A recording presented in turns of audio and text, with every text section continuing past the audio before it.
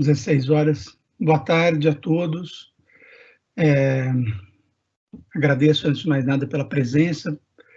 E, para quem não me conhece, eu sou Sidney Aluani, eu sou diretor da SGW Services, e a SGW é uma empresa de consultoria, de meio ambiente, pioneira em remediação por redução química no Brasil, é uma das principais consultorias do mercado brasileiro.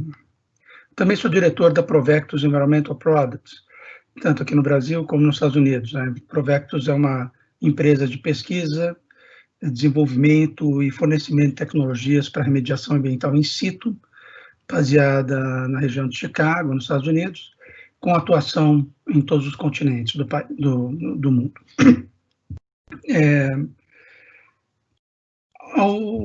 O foco da apresentação hoje é a in situ chemical reduction, né, a redução química in situ de terceira geração para remediação de clorados e metais.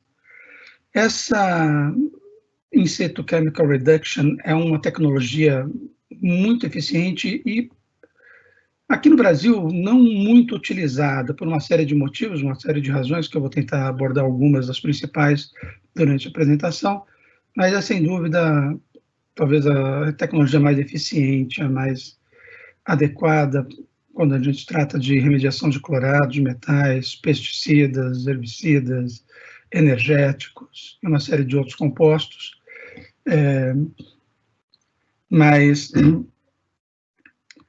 Dando início ao webinário, vocês certamente conhecem a grande maioria das tecnologias que eu vou listar nesse slide aqui.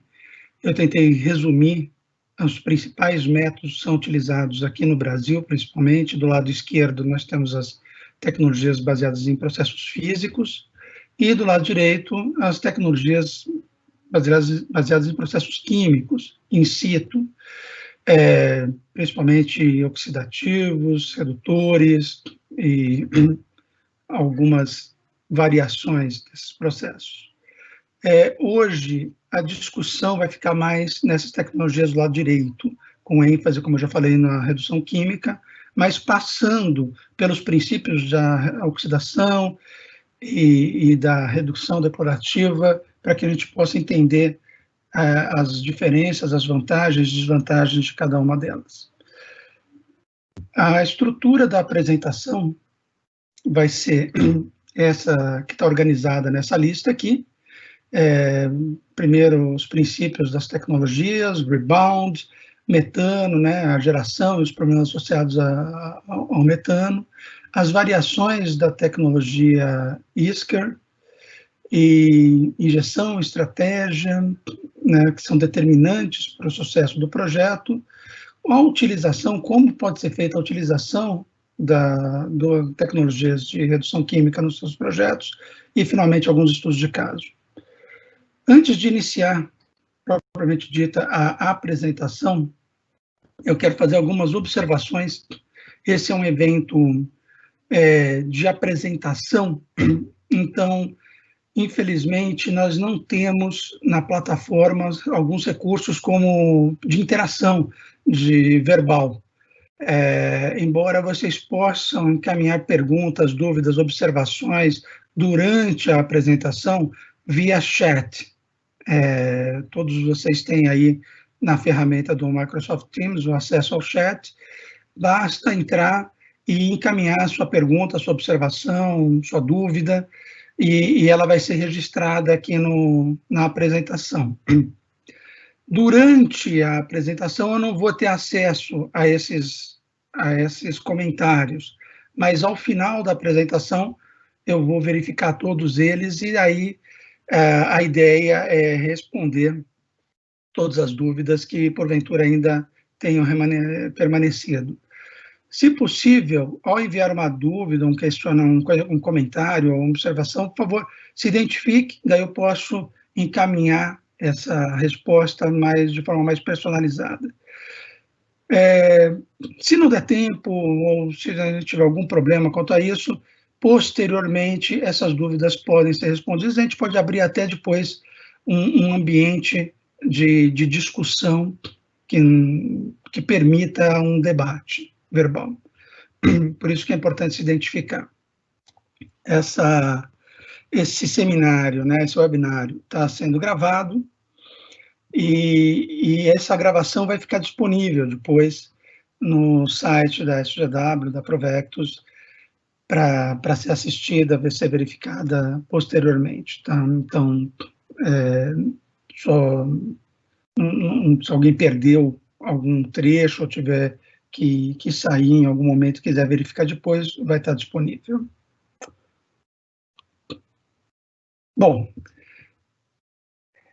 a grande diferença entre oxidação química e redução química, eu poderia resumir no elétron. Né? A oxidação química, basicamente, ela remove um elétron do meio, né? E a redução química, ao contrário, ela fornece um elétron para o meio. É uma pequena, embora sejam diferentes, bem distintas essas posições e opostas, e um elétron seja uma coisa bastante pequena, faz isso tudo, esse princípio transforma isso numa diferença brutal. A oxidação química, por exemplo,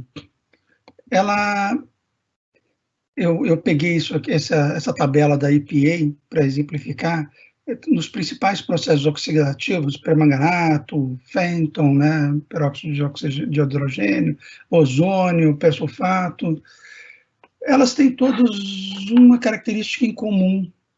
A persistência dos oxidantes no meio é muito curta.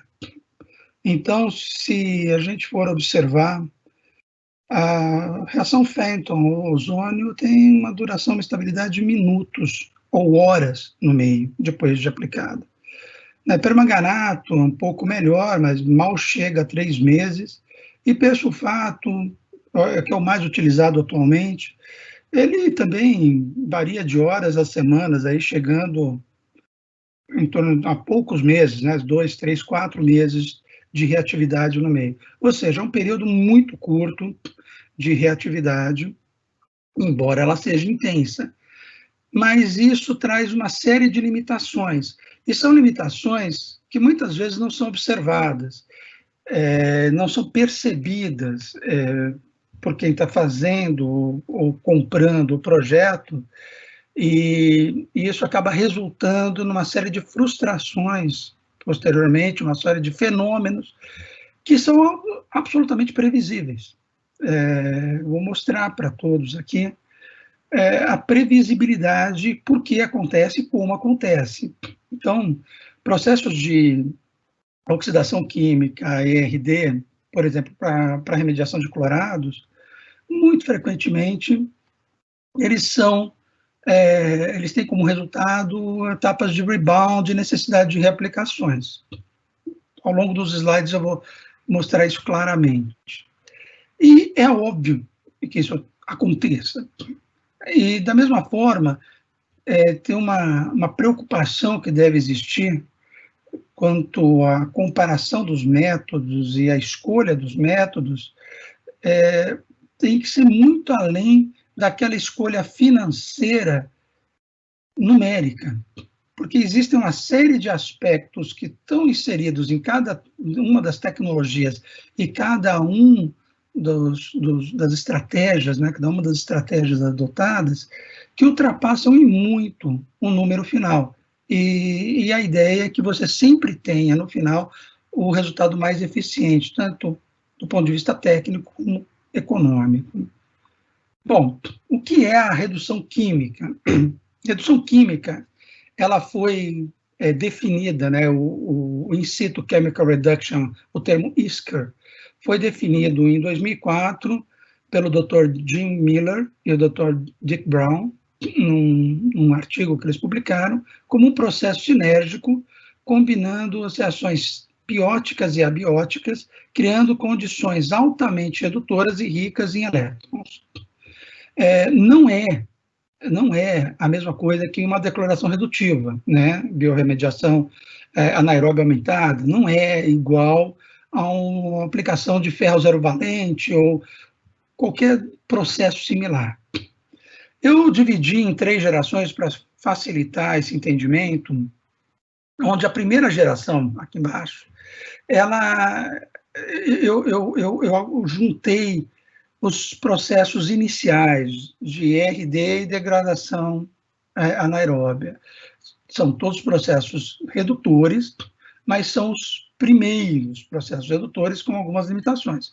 Então, entra aí melaço, óleo vegetal emulsificado, lecitina, lactato, compostos mais simples de liberação de hidrogênio, e uma série de outros compostos de bioestimulação no meio, que, embora sejam processos de redução química, eles têm características muito diferentes do que a gente chama de ISCAR, In Situ Chemical Reduction.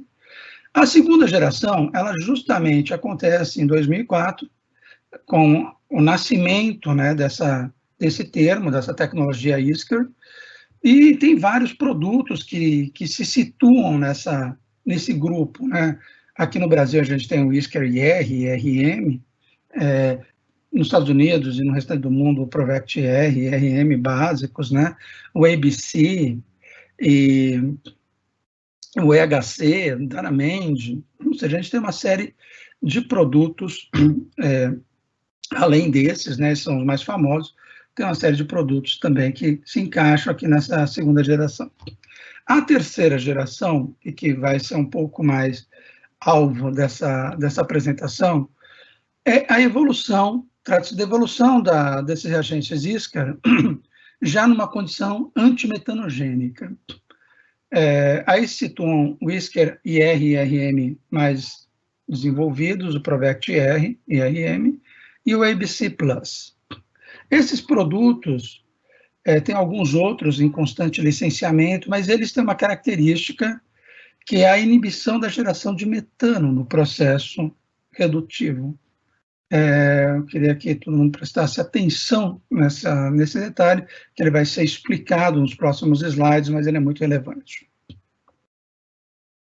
Mas ainda falando do ISCAR, nesse gráfico, para a gente entender um dos principais fatores de indicação da evolução da eficiência de um processo de remediação por redução química, é o ORP, o fator do potencial redox. Normalmente, a gente espera que o potencial redox se situe nessa faixa azul, aqui entre 0 e 200 milivolts positivos. Então, são os valores mais frequentemente encontrados em todos os casos.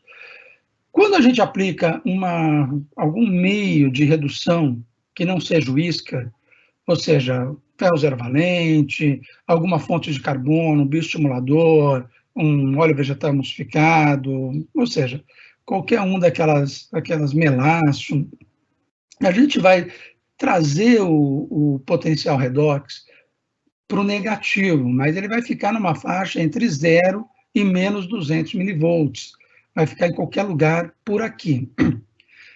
O ISCAR, na sinergia entre os processos bióticos e abióticos que eu já mencionei, ele acaba tendo uma eficiência na redução do potencial redox muito maior. Então, a gente fica posicionado nessa faixa achurada aqui, laranja, de menos 200 milivolts até menos 600 em média. No laboratório, a gente já chegou a medir menos 800 milivolts. Ou seja, fica numa condição extremamente redutora, potencial redox muito negativo, e isso é muito favorável para as reações que a gente precisa e a gente tem como objetivo. Falando de clorados, eu acredito que todos aqui presentes conheçam o processo de degradação de clorados, né, que passa do PCE para o TCE, que degrada para o DCE, para o cloreto de vinilo e finalmente para eteno. A gente observa esse tipo de degradação numa condição de atenuação natural, a gente observa isso com o uso de bioestimuladores, né? E a gente observa isso também nos processos oxidativos.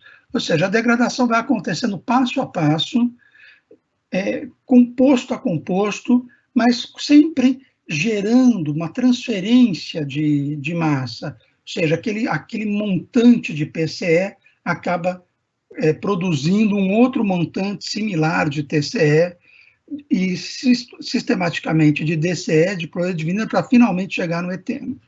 E esse gráfico demonstra mais ou menos como que funciona essa reação. No caso do Whisker, é um pouco diferente. Por conta da situação, que eu também já expliquei, já mencionei, na verdade, vou explicar um pouco melhor adiante, das reações bióticas e abióticas combinadas, a gente tem o estabelecimento de múltiplos caminhos de degradação. Então, a gente deixa de ter aquele caminho único, onde um cloro, né, é removido e é substituído por um hidrogênio, e um segundo, e um terceiro, até que todos tenham saído da molécula e a gente só tem hidrogênio no eteno. A gente tem a formação de caminhos diferentes. Então, o PCS, aqui é um exemplo, a gente tem o caminho clássico PCE para TCE, DCE, cloreto de vinilo e eteno, mas também a gente tem um outro caminho paralelo que pode ser formado, e do acetileno. Então, o PCE, além de caminhar na direção do TCE, ele também caminha na formação de cloroacetileno, que, por sua vez, vai virar cloroacetileno, acetileno e eteno. Ou seja, a gente começa a ter vários caminhos diferentes. Essa situação traz velocidade à reação e simultaneidade à reação. E o gráfico que melhor representa é esse que está aqui em cima, do lado direito, onde a gente vê que o PCE e os demais subprodutos, eles são formados, eles existem no processo, mas eles não seguem aquela escadinha, sabe, aquela degradação gradual e sistemática, né, de um se degradando para o próximo. Essas reações, elas acontecem quase que simultaneamente com a formação do eteno. Ou seja, o que isso resulta para nós é uma velocidade muito maior no processo de degradação e de remediação. Tem outras vantagens que eu vou mostrar a seguir. Bom, os mecanismos. Essa figura, essa fotografia da esquerda, ela é bem interessante, porque essa zona preta aqui, bem escura, essa é o produto, é o reagente injetado. Lembrando que os reagentes Whisker são reagentes sólidos, tá, à base de ferro zero valente e matéria orgânica, mas eles são um pó, eles são diluídos em água quando vão ser feita a injeção, mas eles são injetados na forma assim de uma pasta, de uma lama, eles não chegam a ser totalmente líquidos, são viscosos. Então, quando eles são injetados em layers, e em níveis, e eles ficam fixos, eles ficam posicionados nos pontos onde eles foram injetados, diferentemente de melácio, de oxidação, de oxidantes, que são móveis. Esses reagentes, eles são fixos. Uma vez injetados, eles permanecem no local onde eles foram injetados. Essa faixa preta, que é efetivamente o reagente, nesse local nós vamos começar a encontrar, logo depois da injeção, os primeiros sinais das reações abióticas, sempre baseadas, a primeira que acontece são as reações baseadas no ferro zero valente. Então, aqui a gente começa a ter a liberação dos primeiros elétrons e a difusão, a corrosão da molécula do ferro, da superfície dela, a liberação dos primeiros elétrons. E a gente começa a formar, a observar a difusão. É por isso que essa foto é tão interessante, porque nessa banda marrom, que pode ser observada aqui logo aqui em cima, estou passando laser, essa banda marrom, ela representa justamente a zona já de difusão, que é oriunda da corrosão do ferro. Já é a segunda etapa de expansão da zona reativa. Então, a primeira é o local, né, a zona onde o reagente se alojou, propriamente dito, e ele passa a ter uma expansão, né, da reatividade por difusão de elétrons, difusão de hidrogênio. Num próximo instante, a gente começa também a ter a fermentação da matéria orgânica, que faz parte da formulação, a estimulação das bactérias anaeróbias, né, existentes no meio, e a formação do ambiente redutor mais amplo. E aí a gente tem já uma combinação de reações diretas e indiretas relacionadas com a formação do ambiente redutor, da zona reativa. Esse processo, eu acho que fica mais claro nesses gráficos, nesses desenhos. Ou seja, esse primeiro desenho é a mesma fotografia, tá? Só para entender. Essas zonas verdes aqui são os pontos de injeção. Ou seja, o produto, o reagente foi injetado aqui. E ele fica posicionado aqui. Nessa segunda figura, já demonstra o aumento da zona reativa pela difusão, né, das primeiras reações abióticas e a difusão do hidrogênio dos elétrons. E essa terceira imagem já é a formação da grande zona reativa, já com a influência da bioestimulação e da ação das bactérias presentes no meio, que foram estimuladas pelo restante da fórmula. Ou seja, a gente cria um ambiente redutor que extrapola muito a área de injeção. E aí eu chamo a atenção para o primeiro pé do tripé que sustenta essa tecnologia e transforma ela numa tecnologia tão mais eficiente que as demais alternativas que existem. Primeiro, ela forma uma zona reativa que extrapola a própria presença do reagente original. Isso já é diferente de todos os outros reagentes que precisam de contato com o contaminante para que a reação possa acontecer. Nesse caso, nosso não. Né? O reagente está aqui, mas a zona reativa é tudo isso aqui. E o contaminante que está aqui presente dentro dessa zona reativa, ele está sendo degradado.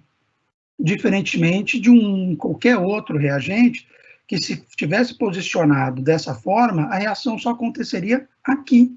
E no período de tempo que esse reagente estivesse ativo, que, como nós vimos, é um período de tempo curto.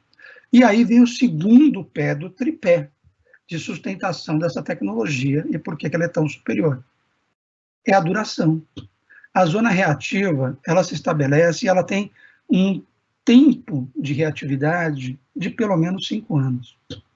Ou seja, é uma injeção única, depois que a gente faz essa injeção, ela fica 5 anos ativa no meio, promovendo essa degradação de todos os compostos que ali estejam ou que venham a adentrar essa zona reativa.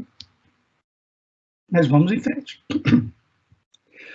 Para passar um pouco pelo rebound, agora eu vou me desculpar pelo desenho, né, porque esse é o pior desenho da apresentação, e fui eu que fiz, porque eu queria demonstrar isso, mas eu não tenho muita habilidade com isso. Então é o seguinte, mas eu acho que dá para entender. Essas plaquinhas cinzas, eu quis representar aqui a estrutura de uma argila. Essas bolinhas coloridas são os nossos contaminantes, as moléculas do contaminante. No caso aqui, por exemplo, PCE. Tá? PCE, TCE, DCE, etc. O que acontece? Quando a gente tem esses contaminantes absorvidos no solo, e a gente utiliza uma técnica de remediação qualquer, que nós já citamos, né, in situ, por oxidação, por RD, por óleo emulsificado, ou seja, melaço, qualquer uma das técnicas, o que a gente vai ter, efetivamente, é o contato desses reagentes com as moléculas de contaminantes que estão disponíveis, que estão expostas. Então, eu fiz aqui esses xizinhos, ou seja, essas que estão fora da estrutura, elas vão ser atingidas, né, pelo reagente, elas vão ser degradadas. Agora, existe uma quantidade muito grande de moléculas de contaminantes que estão absorvidas na estrutura do solo, principalmente no nosso solo, que é bastante argiloso.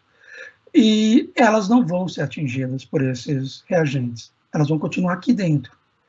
E aí, somando o tempo que elas levam para migrar de dentro da estrutura para fora. E o tempo que esses reagentes têm de vida útil no meio, que é curto, na hora que essa bolinha vermelhinha aqui, ela sair aqui para fora, não tem mais reatividade, não tem mais reagente atuando aqui, no caso de um persulfato, por exemplo. Ela saiu, já não tem mais persulfato aqui. Então, rebound, né, o famoso. Existem, isso também acontece com, por exemplo, com óleo vegetal emulsificado. Então, só que ali, quando a gente está tratando de óleo, acontece de duas formas, né? Esse mesmo fenômeno que eu acabei de explicar, né, do tempo, e a gente sabe que o óleo, ele degrada mais ou menos em 1 ano, no meio, aqui no Brasil, pelo menos, nos testes que nós já fizemos. E aí o que acontece é que ele atrai os clorados, né? Então, se tem uma gotícula de óleo, ele vai absorver, ele vai atrair o clorado, as moléculas de clorado, para dentro dessa gotícula de óleo. E aí, logo depois que você injeta o óleo emulsificado, parece que os clorados aparecem no meio, né? Você tem uma queda acentuada, mas não é que você degradou, você capturou, você tirou eles, eles não são mais visíveis, não são mais perceptíveis no meio, você não enxerga mais eles estão dentro das moléculas, estão dentro das gotículas de óleo, dos droplets. Mas daí, eles vão sofrer uma degradação dentro dessas gotículas, sim, mas não vai ser uma degradação total. E vai ser parcial. E o óleo em si vai ser degradado, o óleo sim vai apodrecer no meio. Então, mais ou menos depois de 1 ano, a gente tem que esse óleo apodrece e, ao apodrecer, ele libera o que estava lá dentro preso, que eram as moléculas de clorados. E aí, consequentemente, a gente tem o rebound também, né? Volta é um rebound muito, muito clássico, né? Que você consegue marcar até no calendário, né? Porque ele sobe e desce com precisão, quase. E cada vez que você injeta, ele desaparece, daí passa mais ou menos 1 ano, ele libera novamente, vem o rebound, mas nada mais é do que uma ineficiência no processo de degradação do contaminante. Tanto seja pela oxidação, seja por outros métodos, a gente muitas vezes tem a ineficiência na degradação dos contaminantes ou em atingir todas as posições onde esses contaminantes estejam presentes. E aí a gente acaba tendo esse fenômeno do rebound, que é muito pouco desejável e atrapalha demais.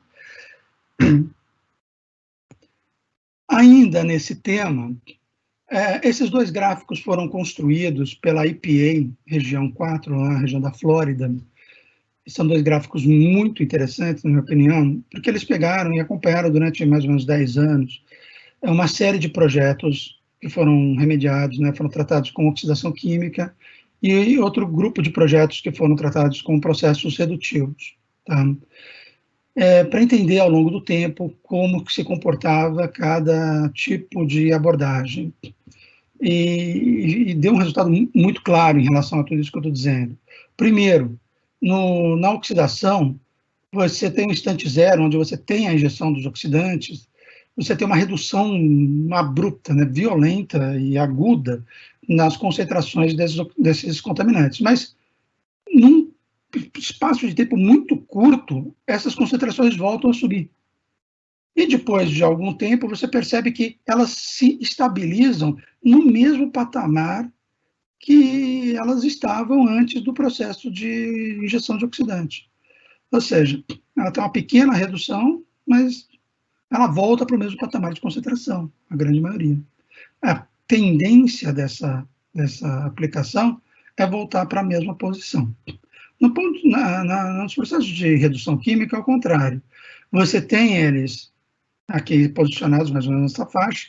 Na hora que você injeta, como eu falei, tem toda a formação das zonas reativas, então a reação não é instantânea, ela demora alguns meses para começar a ter efeito. Mas, porém, a partir do momento que ele começa a promover a degradação, é uma degradação muito mais consistente, muito mais robusta. E aí você vê que a curva de tendência do gráfico vai levando as concentrações a se estabelecerem num patamar muito mais baixo. Ou seja, ela não tem um retorno para o patamar original. Ela, na verdade, ela se estabelece, ela vai se estabilizar num patamar bem inferior, que é o que a gente observa mesmo em vários projetos. Nós já fizemos dezenas de projetos aqui no Brasil, temos centenas de projetos realizados mundo afora, e é exatamente esse o comportamento. Bom, eu estou falando desde o começo do tripé, né? Ou seja, a tecnologia, ela tem um tripé base, então, que primeiro é a meia-vida do remediador, né? Enquanto alguns outros reagentes têm uma meia-vida muito curta, de minutos, horas, semanas, poucos meses, nós estamos falando de uma abordagem que tem uma meia-vida de 5 anos, que traz muita diferença. Segundo, é o contato. A maior parte dos reagentes precisa de contato com o contaminante para que a reação aconteça. E no nosso caso, a gente não precisa de contato. A gente acaba tendo a formação de uma zona reativa, e essa zona reativa promove a degradação. Ou seja, eu não preciso obrigatoriamente trabalhar com contato. Isso eu queria enfatizar uma diferença também brutal no processo para quem faz remediação e para quem compra a remediação, porque o solo não é homogêneo, pelo menos o nosso aqui no Brasil, principalmente aqui no Sudeste, ele não é homogêneo, é um solo arenoso, ele é argilo-arenoso, tem muitas lentes, tem uma anisotropia muito grande, né? Tem muitas variações. E dentro dessas variações, fica muito difícil de você fazer uma distribuição regular do teu contaminante, do teu reagente, quando você faz uma injeção. Pô, você vai injetar numa camada mais arenosa, e de repente você tem uma porção mais argilosa, e ele não vai entrar, ele vai desviar, ele vai continuar pela camada que tem mais permeabilidade, tem mais fluxo. Tudo bem que os contaminantes também vão estar mais presentes onde tem mais fluxo, mas é porque a gente tem, no processo longo de contaminação, a presença dos contaminantes também nas zonas de menor fluxo. E você não vai conseguir atingir, e vai precisar de contato e não vai ter, né? No nosso caso, com a formação da zona reativa, a gente consegue. Ou seja, esses corpos menos permeáveis, mais impermeáveis, eles ficam dentro dessas zonas reativas também, e o processo de difusão, que eu já mencionei, ele também vai atuar, junto com o tempo de vida, que vai ajudar muito a manter aquela situação de reatividade ativa, né? Enquanto a gente tiver a dessorção daquela parte dos contaminantes que está dissolvida no solo. Ou seja, do ponto de vista de gestão da remediação, fica muito, muito bom mesmo. Mas tem um terceiro item aqui que eu não mencionei ainda, é um item composto, que é o terceiro pé, né, do tripé, que diferencia tudo isso, e eu vou começar pela metanogênese, né? Eu falei que a terceira geração de compostos, né, de reagentes, ela já é antimetanogênica. O que significa isso? Bom, eu vou tentar ser o mais claro possível. Esse assunto, às vezes, é um pouquinho complexo, e a turma, né, a plateia acaba sendo muito heterogênea, então alguns vão entender mais, outros vão entender menos, mas eu vou tentar falar suficientemente claro para que todos acompanhem. Quando a gente vai fazer uma remediação por redução, ou a própria atenuação natural, ainda mantendo como exemplo os clorados, as bactérias que vão promover a degradação desses compostos são as dealococoides. Essas são as bactérias, esses são os micro-organismos que nós queremos, né, desenvolver, porque eles promovem a degradação do nosso PCE, TCE, DCE e cloreto de vinilo. Tá? Mas no meio, sempre falando de reações anaeróbias, tá? Nós temos também, de forma muito mais presente, muito mais abundante, as bactérias metanogênicas. As dealococoides são esses caras aqui, tá? Dessa imagem aqui. Eles são organismos muito primitivos. São, assim, muito simples. E tão simples, também tão pouco eficientes. Então, enquanto as bactérias metanogênicas se multiplicam, né, dobram o número da colônia em 1 hora, por exemplo, os dealococoides podem demorar 48 horas para duplicar. Então, só para se ter uma ideia, eu fiz uma conta aqui, só para a gente ter uma ideia do que nós estamos falando, porque parece, às vezes, isso aí não fica muito claro o que significa isso, mas eu vou mostrar. Vamos imaginar uma única bactéria metanogênica, dessa aqui, 100 citocromos, tá? Que se multiplica, que se duplica em 1 hora. Uma bactéria dessa. E vamos pegar uma dialococoide, só uma minha também, que vai se duplicar em 48 horas. Então, quando a dialococoide, aquela uma dialococoide, virar 2 dialococoides depois de 48 horas, sabe quantas metanogênicas já terão sido formadas? Esse número aqui. 140 quatrilhões. Eu até fui no dicionário ver que número era esse. 1.000, milhão, bilhão, trilhão, quatrilhão. Essa quantidade, né, de metanogênicas que vai ser criada, enquanto a gente tem um ciclo de duplicação. E aí, imagina, vamos em frente. Aí a gente vai passar mais 48 horas para essas 2 virarem 4. E essas daqui não cabem na calculadora, não cabe aqui no slide a quantidade, o número que vai ter dessas bactérias metanogênicas. Ou seja, é um negócio muito grande. Agora, o que significa isso? Significa que quando a gente injetou o nosso reagente, seja bioestimulador, qualquer reagente, ou o Whisker também, né? Todos os reagentes que vão promover o desenvolvimento dos micro-organismos do meio, eles vão promover o desenvolvimento das dialococoides, que nos interessam, mas eles vão promover também o desenvolvimento das metanogênicas, que não nos interessam. Por que não nos interessam? Porque elas vão produzir metano.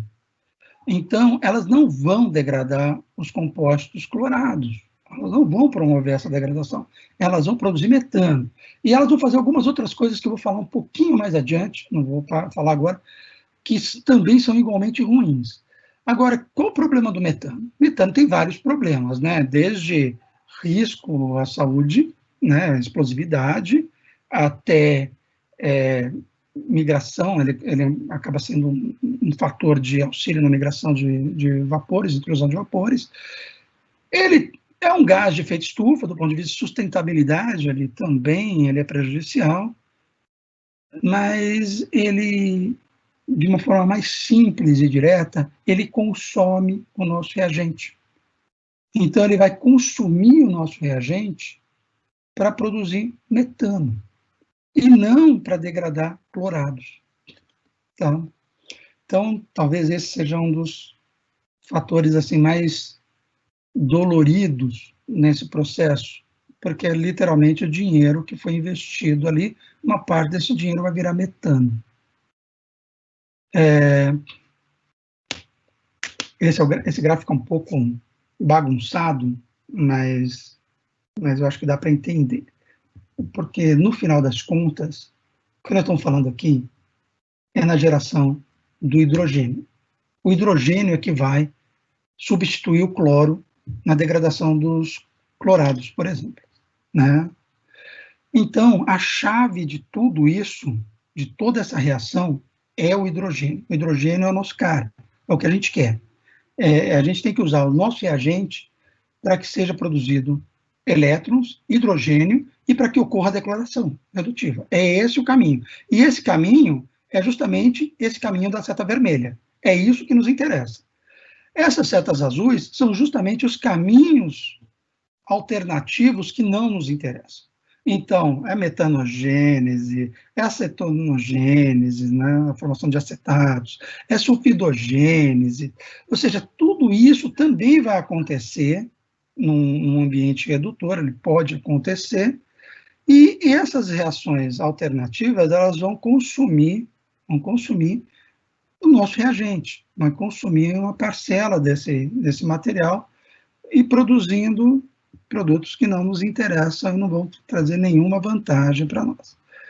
Só para ter uma ideia do valor do hidrogênio, 1 miligrama de hidrogênio é capaz de degradar 21 miligramas de PCE, né, levar para eteno, ou 22 de TCE, 24 de DCE e 31 de cloro de vinilo. 1 miligrama de hidrogênio. Ou seja, no final das contas, a gente faz todo aquele processo de redução, embora a gente atue com ferro zero valente, reduz o potencial redox, estimula a proliferação bacteriana, né, dos micro-organismos no meio, estimula todo o processo, mas no fim, o que importa para a gente, né, é o que gerou de elétrons, o que gerou de hidrogênio para promover a decloração. E tudo que a gente perde nesse processo é dinheiro, né? É dinheiro, é tempo, é eficiência.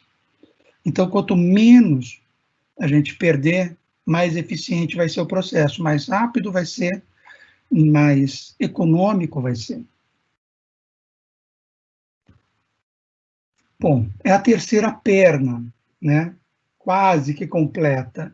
Então, o tripé está quase completo, né?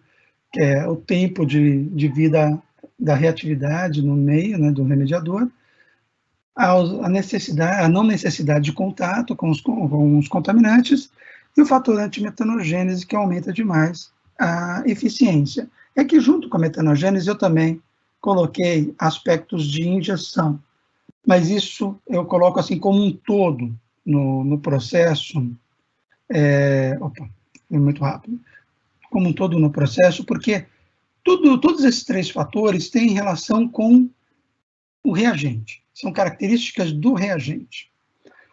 Só que o reagente é só metade do caminho. A gente tem também todo um processo de injeção, de aplicação e de alinhamento com o meio, que são, uma parte delas são as variações da tecnologia ISCAR. Como eu falei, tem vários produtos no mercado, né, e podem ter muitos outros. Mas tem algumas coisas que nós aprendemos, ao longo desses anos, nós aprendemos a duras penas, né, também. A maior parte maciça dos reagentes, eles são produtos de prateleira, eles são produtos de uma fórmula padrão pré-determinada.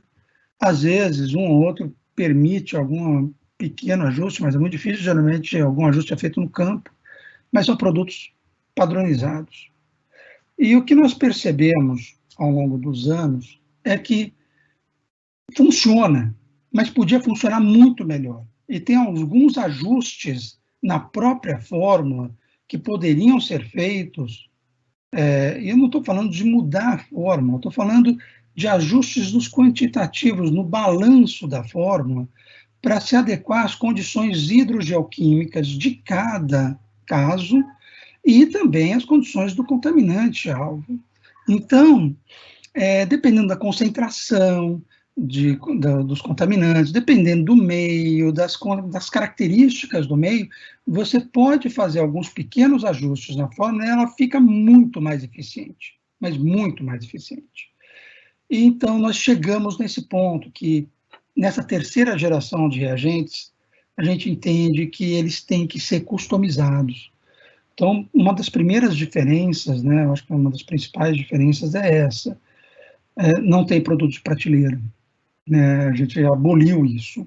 Né, o produto, a gente tem uma fórmula base, sim, como todos, mas eles são produzidos especificamente para cada caso.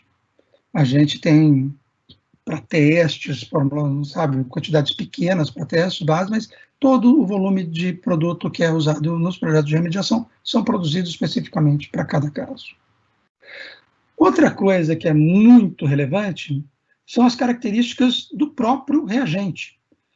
Coisa que também quase ninguém presta atenção nisso, quase ninguém vê, então, não sei se por desconhecimento, mas, por exemplo, granulometria.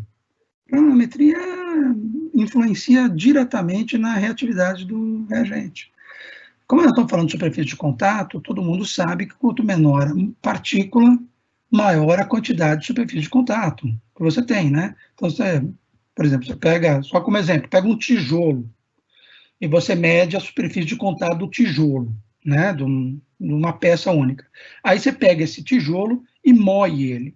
Moe lá, ele vai ficar em 2 bilhões de pedacinhos. né, moe ele. Se você for medir a superfície de contato de cada grânula, de cada partícula, você vai ver que é milhares de vezes maior do que a superfície de contato do tijolo original, né? Então, a superfície de contato conta, porque a quantidade, né, ela vai influenciar diretamente na reatividade do reagente.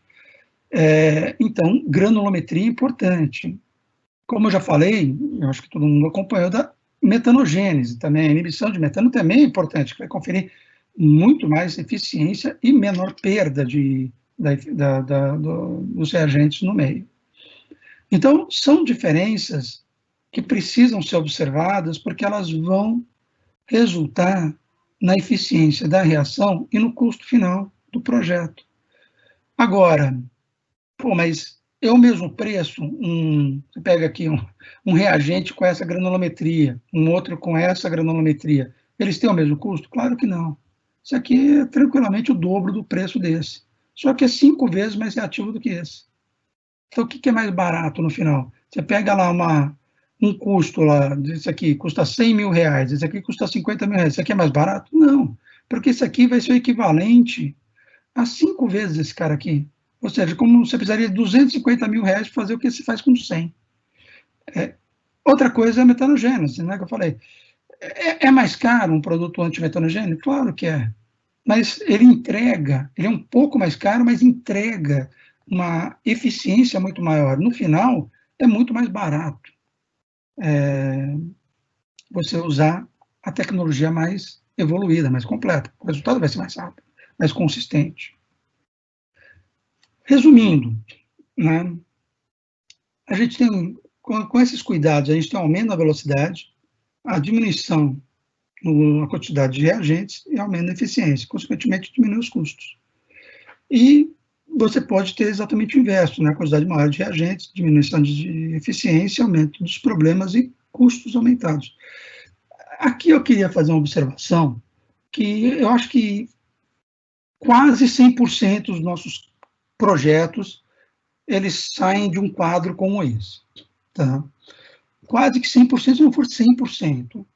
É muito comum os nossos clientes, né, buscarem as opções de remediação e o problema é que a oxidação ela é muito mais disponível no mercado do que a redução. Tem uma série de motivos para a redução não ser muito disponível. Ela está sendo disponibilizada atualmente. Nós estamos, através da Provectus, em parceria com a SGW, nós estamos disponibilizando a solução de remediação por redução química, a ISCAR, né, com todos os recursos de aplicação e de injeção, ou seja, com um tanque completo que eu vou falar um pouco mais adiante. Mas até então, isso não estava disponível. E por conta dessas características, desses detalhes do processo, algumas empresas, alguns clientes tentaram fazer uso do ISCAR e foram mal sucedidos, porque não observaram as características, não tinham domínio do processo, não observaram todas as características do processo de remediação. Então, é muito mais frequente o uso da oxidação, porque ele exige muito menos tecnologia, muito menos esforço na aplicação. Você pode aplicar com poço de injeção, você pode aplicar com quase que qualquer equipamento. É muito fácil de você aplicar um oxidante. E ele é muito disponível, né? Um produto disponível e mais, ele é um produto barato. Então, o oxidante em si, ele é barato. E ele traz uma sensação de resultado muito boa, porque como ele tem uma grande intensidade na reação, você percebe, você injeta e depois de 2 semanas você vai analisar, já caiu bastante. Mas é uma pura ilusão esse processo, né? Então, tem um uso assim, muito grande dos processos oxidativos em relação aos redutores. Nós só usamos os redutores para esse tipo de contaminantes por conta do resultado, que no final das contas o que a gente entrega é resultado, o que o cliente final quer é o resultado, é a área remediada, o caso encerrado. E essa é a maneira, é o caminho, o ISCAR é o caminho mais seguro, mais sólido para você sair de uma situação de contaminação e entregar um caso encerrado. Mas, por conta dessas dificuldades de mercado, de disponibilidade, então existe uma oferta muito grande de oxidação. E aí é muito frequente os clientes acabarem, o mercado acabar indo mais para a oxidação e alguns outros processos de bioestimulação. E o resultado é sempre desastroso, sabe? Sempre não, mas na maioria das vezes desastroso. Às vezes dá certo. Mas nunca, olha, raramente eu vi um projeto desses dar certo da forma como ele foi inicialmente concebido. Sabe, ele passa pelos rebounds, reaplicações, reavaliações, ou seja, ele parece que era barato no começo, ele termina caro no final. Mas aí, quando isso começa a virar um problema e os envolvidos percebem que o processo não está evoluindo, é quando eles nos procuram. Eles acabam procurando, acabam chegando nas nossas empresas. E é quando a gente apresenta a alternativa e, invariavelmente, né, todos os nossos casos até hoje não tiveram até hoje nenhuma resposta diferente, todos atingem o resultado, todos são finalizados. Mas, infelizmente, é raro que a gente tenha um cliente que perceba e compreenda isso logo de cara e já comece nesse processo. Então, só para finalizar, essa questão de diferenciação de agentes remediadores existentes no mercado, tem um item que eu não falei, que é muito importante, os outros eu já mencionei, né? Que é a diferença de custo e eficiência, na intrusão de vapores, geração de metano, isso falando dos diferentes agentes de isca. Mas também tem a mobilização de metais, que é muito mais frequente na oxidação, mas no caso de Isker, as bactérias metanogênicas, elas também metilam metais.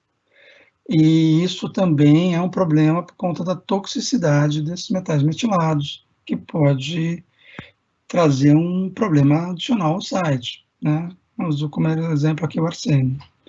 Então, tem que se tomar cuidado ao fazer um processo de remediação.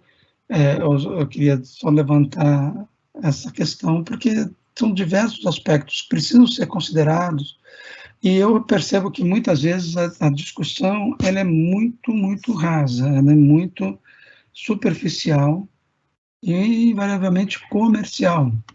E são muitos aspectos técnicos que têm que ser levados em consideração antes de chegar a uma discussão final. Eu não falei quase nada de metais, eu vou falar um pouquinho só para entender. Tudo o que eu falei até agora, eu foquei muito nos clorados, que é muito mais frequente, mas também serve para o entendimento da reação para a remediação de metais. Com uma diferença, o sulfato.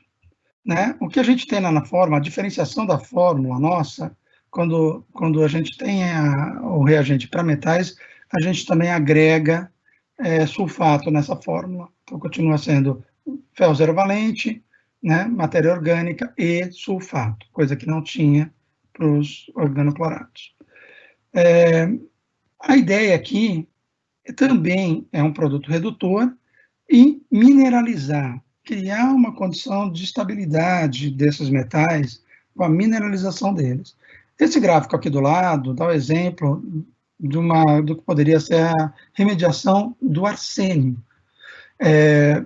Nesse caso, a gente formaria uma arsenopirita com arsênio. Então, como é que eu faço isso? Eu utilizo esse reagente para... Esse aqui é um gráfico EH-pH, para quem não conhece, tá? De estabilização. Então, nessa faixa cinza, é a zona pH-EH, onde eu tenho condições de precipitar o arsênio como arsenopirita. Tá? Então, você percebe que, vamos pegar aqui um pH neutro, aqui entre 6 e 8, que a gente estaria num EH perto de menos 250. Ou seja, a gente precisaria de uma condição de pH neutro e potencial redox de menos 250 para permitir a precipitação do arsênio como arsenopirita, e obviamente com a presença do sulfato no meio. Isso é uma condição redutora, você não vai conseguir fazer isso de outra forma. Então, a gente tem que criar um ambiente redutor, e nesse ambiente redutor, dar os elementos químicos necessários para a equação, para que a arsenopirita possa ser formada. e o arsênio saia da fase dissolvida, né, saia da situação de pluma dissolvida e fique imobilizado.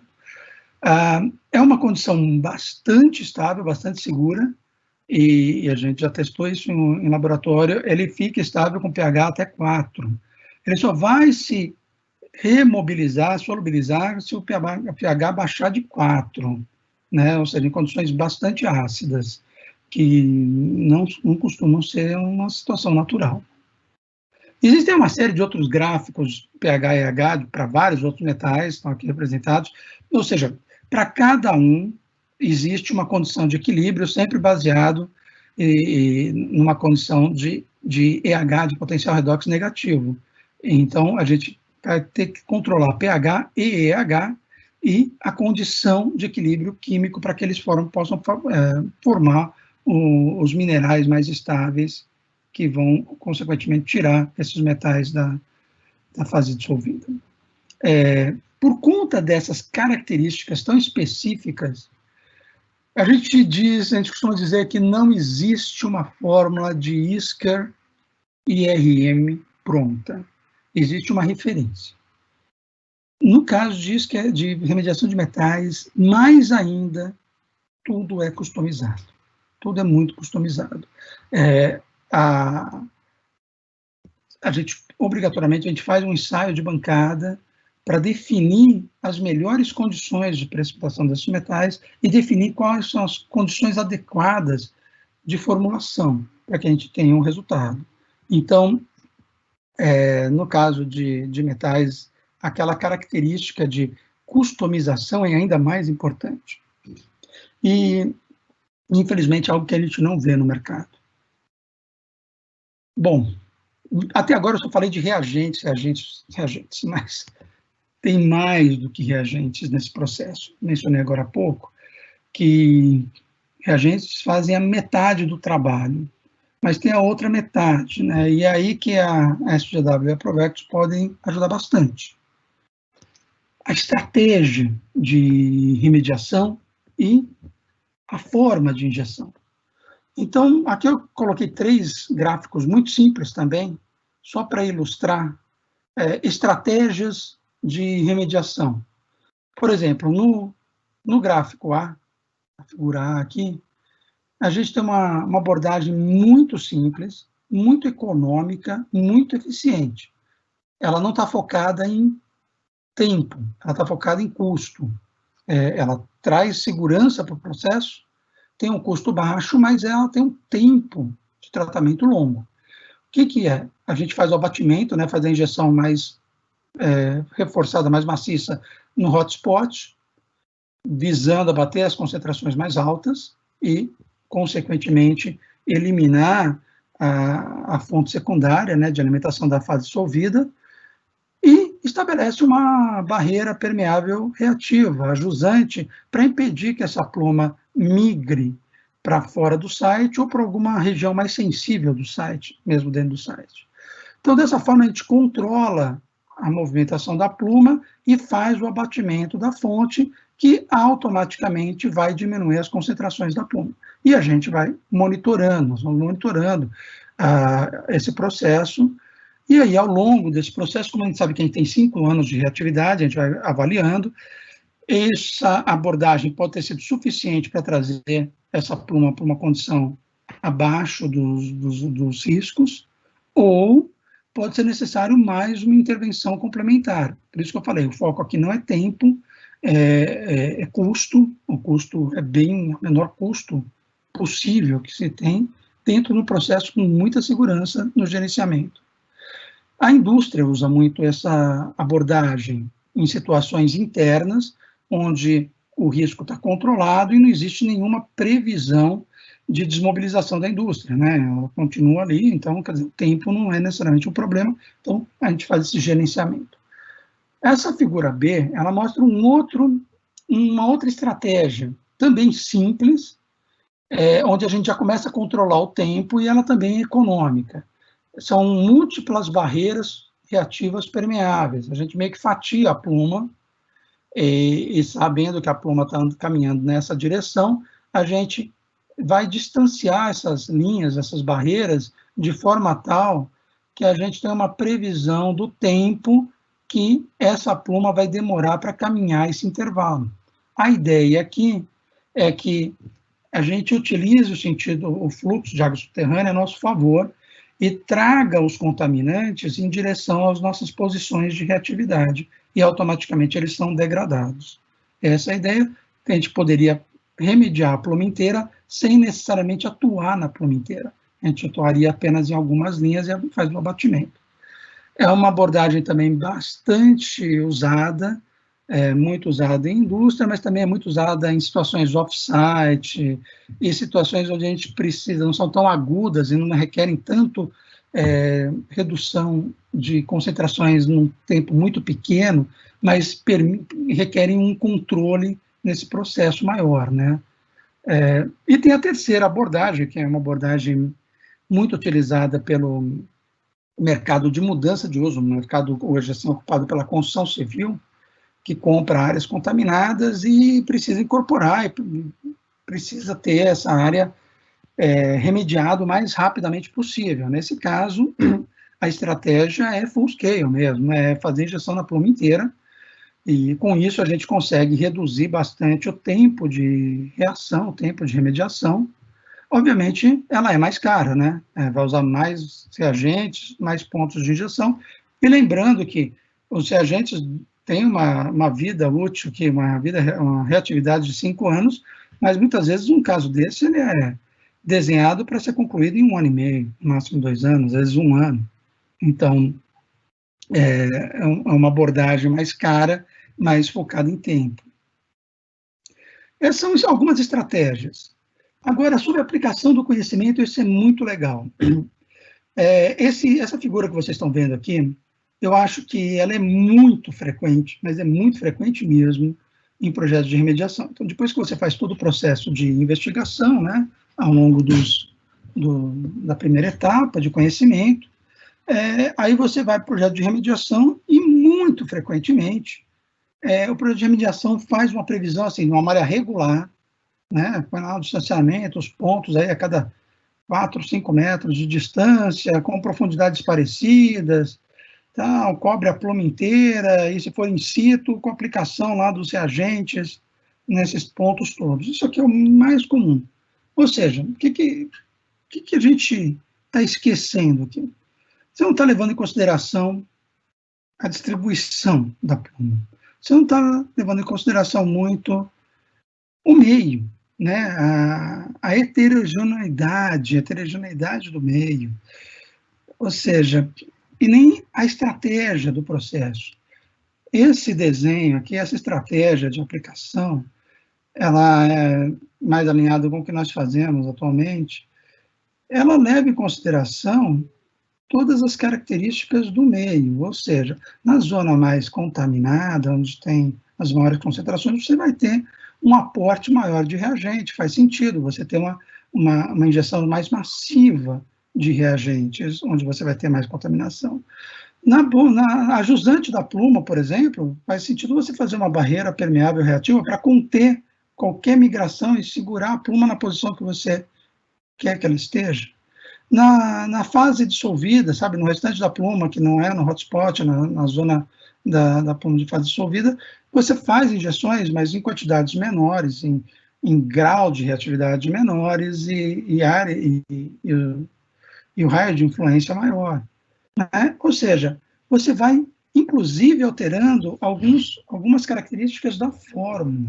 Você pode ter diferentes formulações de reagentes aqui dentro dessa estratégia, adequados a cada porção da pluma e a cada situação que você tem no meio, se ele for tão heterogêneo que exija isso.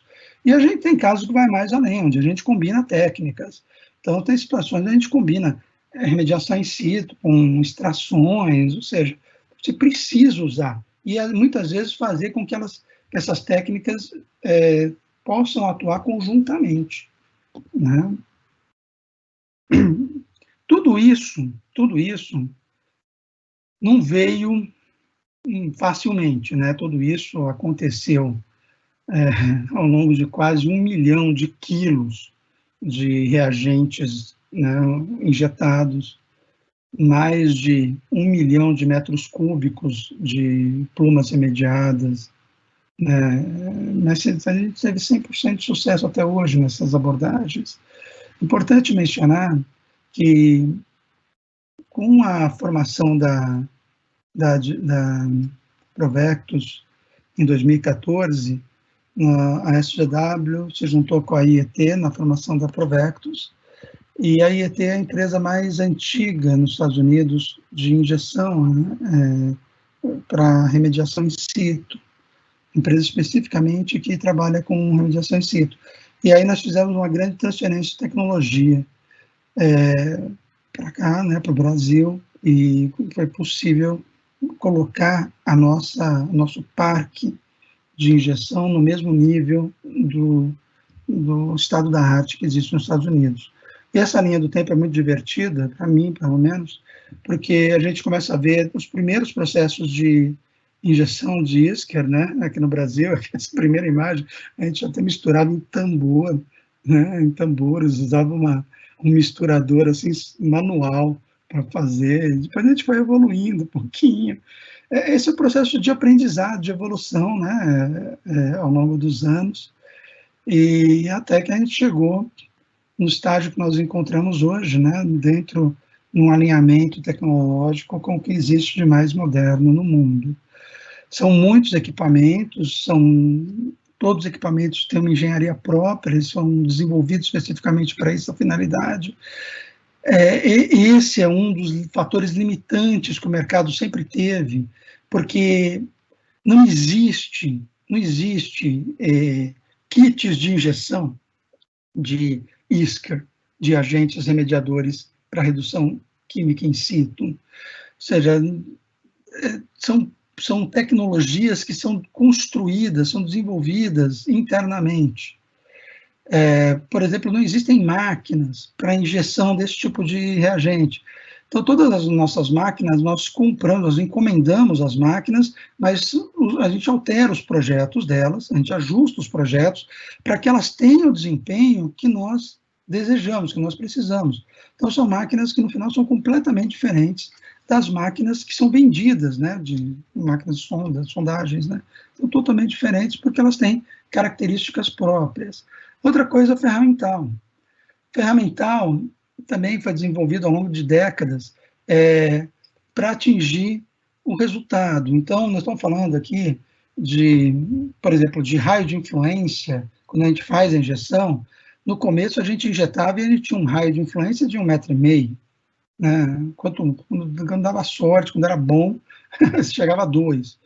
E hoje a gente trabalha 5 a 8 metros raio de influência, por conta de todas essas características tecnológicas, né? Desde das máquinas, do processo de injeção e do ferramental de injeção e o domínio dos processos. Então, essas características, essas tecnologias não estavam disponíveis no mercado, e isso trazia o desempenho para um patamar muito medíocre, né? Porque o cara pegava um reagente, às vezes, bom, né? Mas na hora que ele vai injetar, ele não consegue injetar, não consegue posicionar o reagente no lugar certo. E aí, se ele não posicionou o reagente no lugar certo, ele não vai formar aquela zona reativa, a zona reativa dele vai ficar toda esburacada. E se acontecer isso, o projeto de remediação não vai dar certo, ele vai falhar. Então, a distribuição, a gente costuma falar que metade é o agente de remediação, né? Metade é a tecnologia de remediação, e a outra metade do projeto é a aplicação, né? A distribuição dessa tecnologia no meio. Mais uma vez, esse é o resultado. Então, com todos esses aspectos considerados, o resultado é inevitável.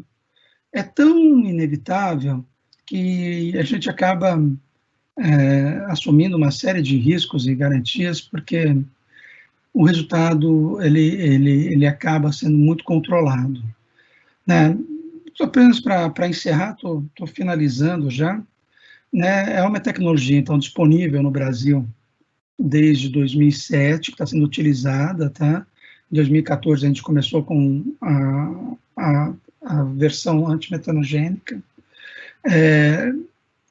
Aqui, as principais aplicações são para solventes clorados e metais, que são os itens, as contaminações mais frequentes, mais comuns. Muito embora a gente tenha uma aplicação, uma aplicabilidade muito mais ampla, para, como já falei, já mencionei aqui, para pesticidas, para energéticos, tem uma lista grande de compostos que podem ser tratados com essa tecnologia.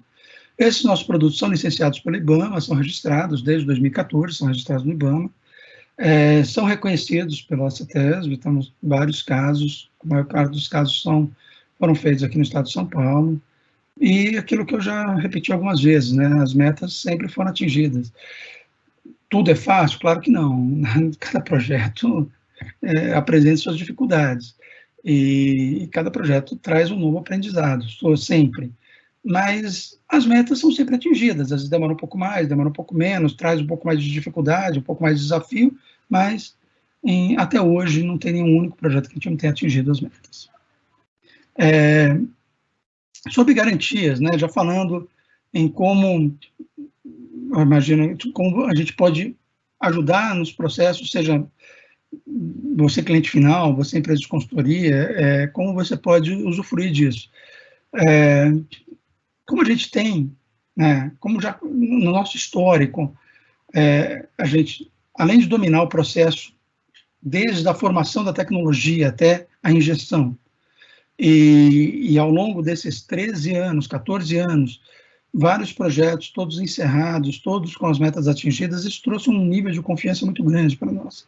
Então, nós chegamos a trabalhar com modelos de garantia de resultado, né, com risco compartilhado, com pagamento por performance, ou seja, para trazer conforto ao processo. E a atuação em parceria, né, que vai desde o design do projeto, isso é muito importante. Porque o know-how, a expertise, nossa, é muito grande nesse tema. Então, a gente, logicamente, a gente se coloca sempre à disposição para participar, para emprestar, para colocar essa nossa expertise a favor do projeto, trabalhando desde o design, para a definição de como fazer a estratégia de remediação de acordo com o objetivo. O nosso resultado, nossa oferta atual, nossa posição atual é turnkey, que é fornecer os reagentes com a injeção, porque são os dois pontos mais sensíveis, não adianta ter reagente se você não tiver a injeção adequada, e não adianta ter também a injeção se você não tiver reagente adequado. Então, a gente tem a oferta das duas pernas aqui, dos 2,50% para formar o 100%. Suporte técnico ao longo de todo o projeto, porque o compromisso é com o resultado. Nós não vendemos reagentes somente, nem tampouco injeção somente. A proposta é de resultado, de atingimento de metas de encerramento de casos.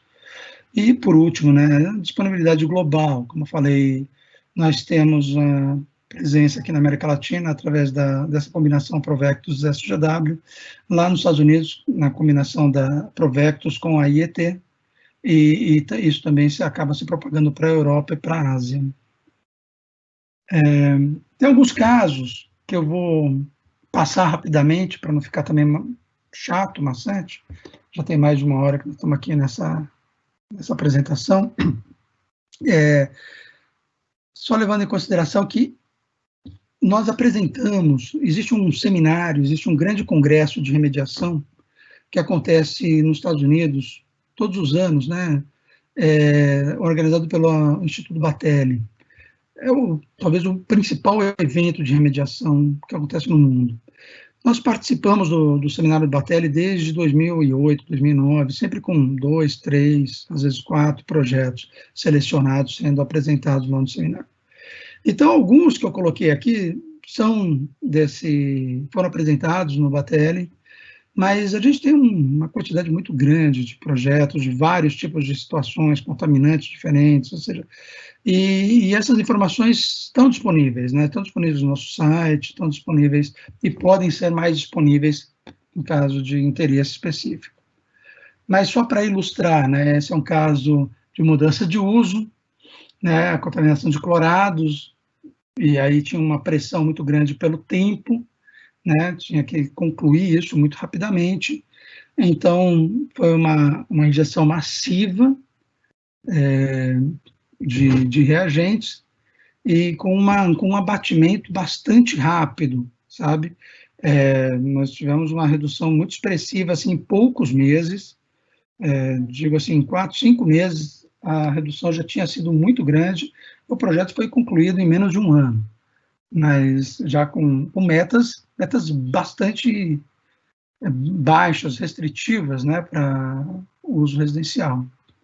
Então, esse outro projeto também é um caso bastante complexo, né, de contaminação por clorados também, com concentrações altas, bem altas, presença de fase livre de NEPON, e um dos casos mais complexos nós já tivemos, onde a gente acabou utilizando todas as tecnologias que a gente tinha em mãos, desde remoção, com reação com reagentes antimetanogênicos, alta performance, granulometrias mais finas, ou seja, a gente usou tudo que a gente tinha em mãos nesse site, que está ainda num processo final de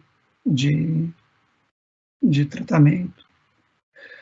Esse outro é um de mercúrio, também muito interessante, para quem já lidou com mercúrio, com contaminação de mercúrio, sabe o quão difícil é lidar com mercúrio. Esse é um caso, né, virou um case internacional, uma referência para muita gente no mundo inteiro, e um resultado muito impressionante, mas pegando também como gancho, que eu já falei quando eu estava apresentando os slides de metais, é um reagente custom-made, né?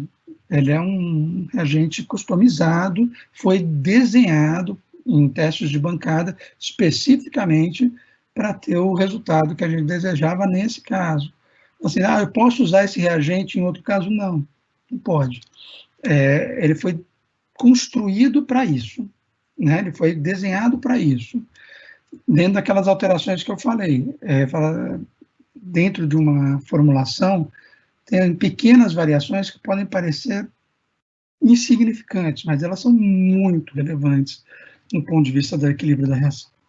Então, é um caso muito interessante. Legal.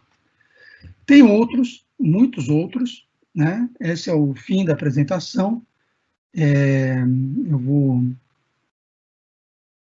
voltar aqui para a tela, parar de compartilhar.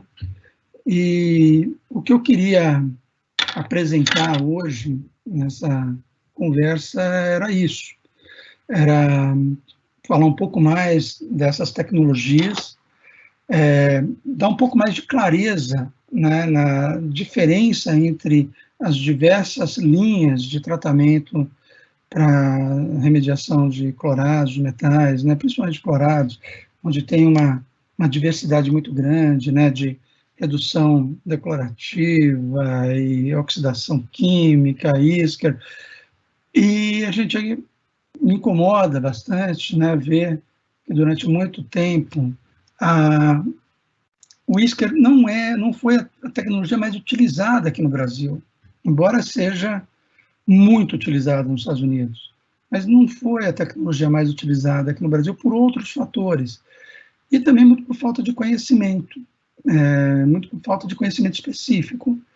E quero deixar claro, sim, que é uma tecnologia que hoje está completamente disponível para todos, para todo o mercado, e em caso de interesse, se quiser discutir alguma situação, sem compromisso algum, tanto se você é cliente final, se você é consultor, quiser debater algum caso e ver a possibilidade de aplicação, né, é só entrar em contato conosco. O tema é complexo, né? Eu tentei simplificar o máximo possível aqui o discurso, e para ser acessível a todo tipo de público, mas também, se alguém quiser se aprofundar mais em alguns assuntos, porque é perfeitamente compreensível, né, que tem alguns itens ali que podem ser muito aprofundados, e a gente fica super à disposição para dar um entendimento mais específico. Essa ferramenta de webinar é muito interessante, né, e dependendo do retorno que tiver, você pode mandar mensagem, pode entrar em contato, e a gente pode criar um outro ambiente de bate-papo, né, de tipo uma reunião virtual, onde a gente possa interagir com mais facilidade. Ok? Bom, era isso. Eu agradeço a presença de todos. Vou estar à disposição para responder perguntas, questionamentos agora, depois, semana que vem, ou seja, enfim, estamos à disposição. E mais uma vez, muito obrigado e bom final de semana a todos. Até logo.